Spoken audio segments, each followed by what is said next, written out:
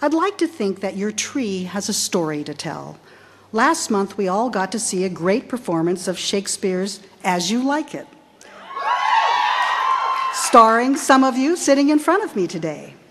In Act 2, Scene 1, I remember the lines. And this our life exempt from public haunt finds tongues in trees. Trees can teach us, and there is a particular lesson to be taken from these class trees, just as there is a lesson in all of our traditions. When we look at the array of class trees that now populate the campus, it's a rich variety. Some were planted and immediately thrived. Others needed particular care and attention. Some found that they were too rare a breed for our particular climate and soil. Some needed to be relocated as the campus changed over the years and finally thrived in their new places. As you live your life, you will have to find your best spot as well. Sometimes you might find your best spot right away. But other times you might find the conditions unwelcoming to your ideas and your aspirations. In those times, it might be tempting to think that the problem is you. But stay true to yourself. Know that it's a matter of finding the right place and have confidence that such a place exists for you. Sometimes it's just a matter of weathering the storm, of waiting for the sunny calm. Look at the trees around you. They've weathered a lot of harsh winters, and look at them. They are glorious. It is important for you to follow your own dream, listen to your own muses. There is a poem by a Japanese poet of the Edo period that I've always liked because I think it speaks an important truth. The poet was Matsuo Basho, who in the 17th century wrote the following 3 short lines. The oak tree, not interested in cherry blossoms. You don't have to be interested in cherry blossoms. Never let others define for you what success is. Define it for yourself. Maya Angelou said, "You can only become truly accomplished at something you love. Pursue the things you love doing and then do them so well that people can't take their eyes off of you." That said, still isn't so easy to choose the right place to begin to root yourself. Unlike the trees we plant, you can't do soil tests and study historical weather patterns to get a sense of whether the place will suit you. What you can do is learn as much as possible about the choices you make.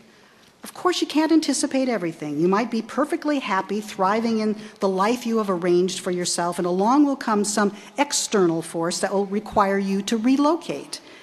As the trees for the classes of 1927, 42, 63, and 87 had to be moved in order to build the new campus center. But look at them today. They are wonderful and form an important part of the landscape, with several near the sports center and Davis parking facility and one down near Lake Waban. Like the trees, you are all a beautiful part of Wellesley, but you are all different. Your difference is Wellesley's strength. Some of you will be craggy pines, fiercely clinging to hostile outcroppings, protecting the environment. Some of you will be flowering dogwoods, beautifying the place you are in. Some of you will be sturdy oaks, feeding the souls and squirrels around you. Some will be sugar maples, always useful and occasionally brilliant. There is no one thing I hope you all do, and no one outcome I could predict for all of you. None except this. You will all make a better place of wherever you are. You will all be glorious. You will all make a difference. There's another side to this coin as well. Trees obviously have one very limiting factor. Their lives are strictly determined by their identity. You do not have the benefit or constraint of this simple determinism. You will have a multifaceted life, and you will likely have more than one passion. Passions don't always exist fully formed. They will be shaped by your identity, by the education you've received at Wellesley, and by the landscape in which you find yourself over the course of your life. Be open to them. You are not like the apple tree that can only ever produce apples and never make acorns. You can be many things and do many things. Unlike Basho's oak tree, you can actually become interested in cherry blossoms later. Don't limit yourself. Whatever life you choose to live, wherever you root, I hope you will return to Wellesley often. Stay in touch with your Wellesley sisters, that tremendous worldwide tapestry of over 36,000 alumni that you join today. Reach out to members of the faculty, these gifted teacher scholars. They can be of tremendous importance to you as sources of inspiration and support.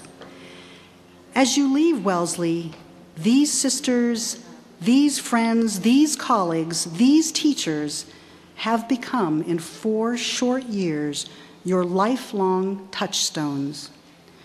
We will be here, always, watching you and encouraging you through your lifetime of growth. And we at Wellesley hope you will come home often to sit in the shade of your tree and to take comfort in the shade of your Wellesley memories. Look at your still small tree today. Hold it in your mind.